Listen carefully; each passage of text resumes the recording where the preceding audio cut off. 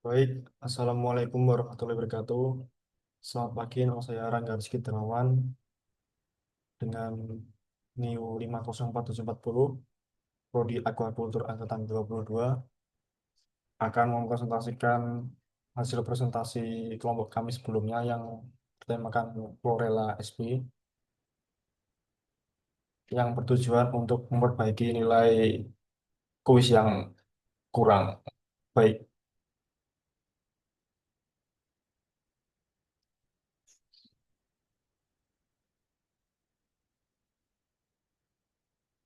Baik, selanjutnya ini nama kelompok kami. Sebelumnya dari pengertian dulu, morfologi dan taksonomi. Jadi chlorella adalah alga hijau bersatu tunggal, tidak bergerak, berbentuk bulat atau elips. Sel-selnya biasanya berdiameter 2 sampai 12 mikromili, tapi ukurannya dapat bervariasi. Bahkan dalam satu populasi, sel-selnya soliter atau dalam kelompok yang tidak teratur, kloroplasnya parietal, berbentuk cawan, atau seperti piring, dan terkadang mengandung pirenoid. Taksonominya, filum Chlorophyta, kelas Chloropiceae, ordo Chlorosocales, famili Osytaceae, genus Chlorella, dan spesies Chlorella sp.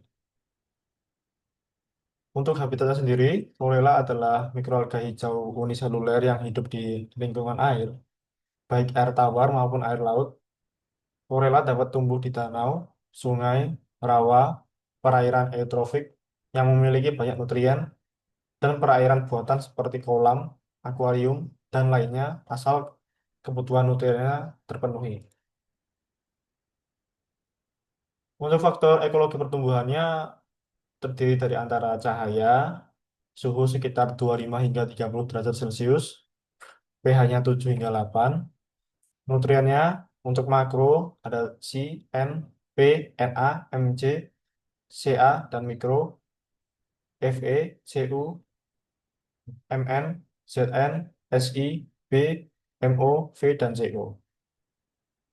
Karbon dioksida, salinitas sekitar 25 ppt, maksimalnya 40 ppt, dan kadar oksigen kira-kira 6 miligram per liter. Chlorella sp memiliki cara reproduksi dan siklus hidup, diantaranya untuk cara reproduksi, bereproduksi secara aseksual melalui proses autoporulasi. Yang kedua, sel vegetatif, yaitu membelah secara mitosis dan menghasilkan 4 hingga 8 autospor. Dan yang terakhir, autospor berkembang di dalam dinding sel induk, kemudian dilepaskan setelah dinding pecah. Untuk siklus hidupnya, dimulai dari sel vegetatif, lalu membelah, setelah itu autospor terbentuk, langsung dilepaskan, dan tumbuh jadi sel vegetatif baru. Tidak mengalami fase seksual atau pembentukan zigot, dan siklus berlangsung cepat dan berulang, mendukung pertumbuhan populasi dalam sistem kultur. Untuk kandungan nutriennya, menurut Yuan et al. 2024, Chlorella sp memiliki kandungan nutrien berikut. Jadi terdiri antara protein yang berkisar antara 40% hingga 66%. Dari berat keringnya mengandung semua asam amino esensial. Lalu karbohidrat mengandung sekitar 33% dari berat kering, dipengaruhi oleh kondisi pertumbuhan seperti ketersediaan nitrogen. Ketiga, lemak atau lipid berkisar antara 4% hingga 40% dari berat kering, termasuk asam lemak esensial seperti omega 3 dan omega 6. Lalu ada vitamin dan mineral, vitaminnya B12, vitamin E, vitamin C, zat besi, magnesium, dan kalsium. Dan terakhir antioksidan seperti beta karoten, lutein, dan zeaxanthin.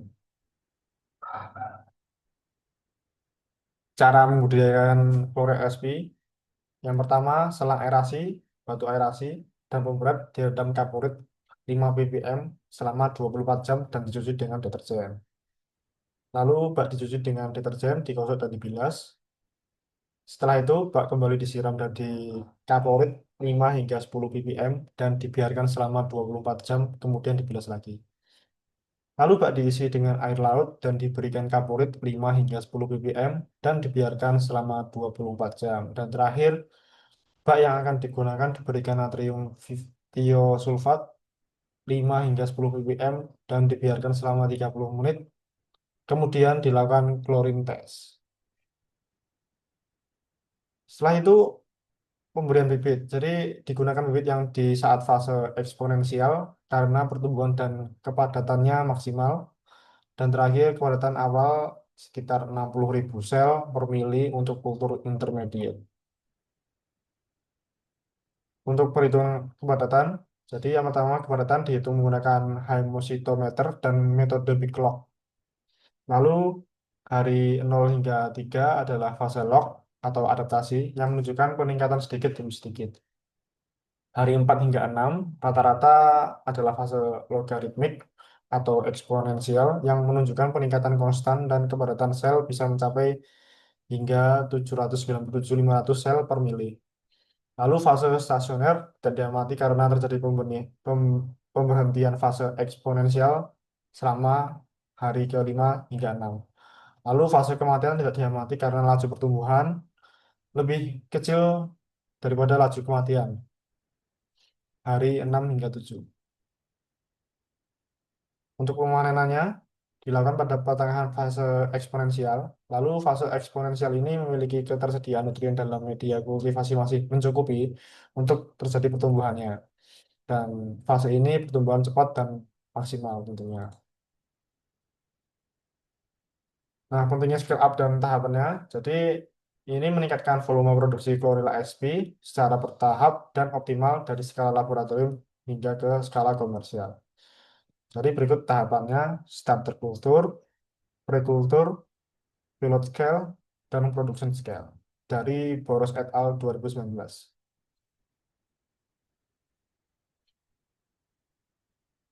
Nah, untuk contoh aplikasi pakar Chlorella sp ini, pengaruh penggunaan tepung ikan dengan Chlorella vulgaris terhadap pertumbuhan, pemanfaatan energi dan enzim pencernaan pada Polstava udang galah Macrobacillum rosenbergi milik Radhakrishnan 2015. Jadi tabel berikut menjelaskan tentang aplikasi pakan Chlorella sp. Jadi tabel menunjukkan bahwa penggunaan Chlorella sp dengan level pemberian CL25, CL50, dan CL75 serta CL100 mempengaruhi signifikan beberapa parameter pertumbuhan dan nutrisi.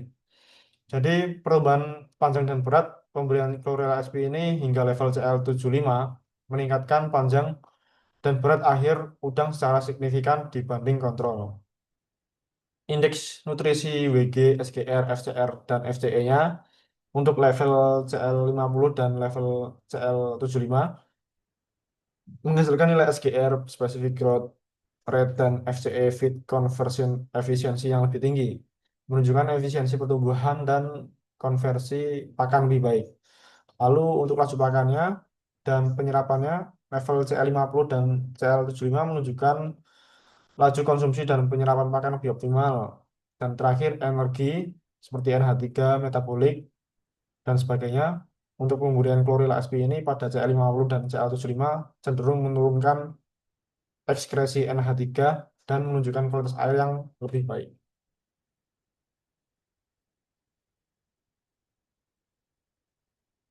Dan ini menjelaskan tentang komposisi kimia tubuh. Tadi protein pemberian Chlorella sp seperti CL25, CL50, dan CL75 meningkatkan kandungan protein tubuh PL dibanding kontrol. Nilai tertinggi ditemukan pada CL50 sekitar 698,00 kurang lebih hingga 1950 gram per kilo. Amino asid dan karbohidrat, nilai asam amino dan karbohidrat meningkat pada CL50 dan CL75, menandakan bahwa pakan Chlorella sp mendukung sintesis protein dan metabolisme energi. Untuk lipid dan AS, terlihat pola peningkatan pada CL50 dan CL75, dan moisturnya tidak banyak berubah signifikan di antara pelakuan. Untuk aktivitas enzim pencernaannya, protease dan amilase, pemberian Chlorella sp ini meningkatkan aktivitas enzim protease dan amilase secara signifikan, terutama pada level CL50 dan CL75. Hal ini menunjukkan peningkatan kapasitas pencernaan protein dan karbohidrat. Dan untuk lipasenya, aktivitas enzim lipase juga tertinggi pada CA50, mengindikasikan peningkatan pemanfaatan lemak. Berikut daftar utaka yang digunakan.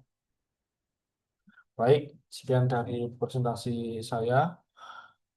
Sekian. Wassalamualaikum warahmatullahi wabarakatuh.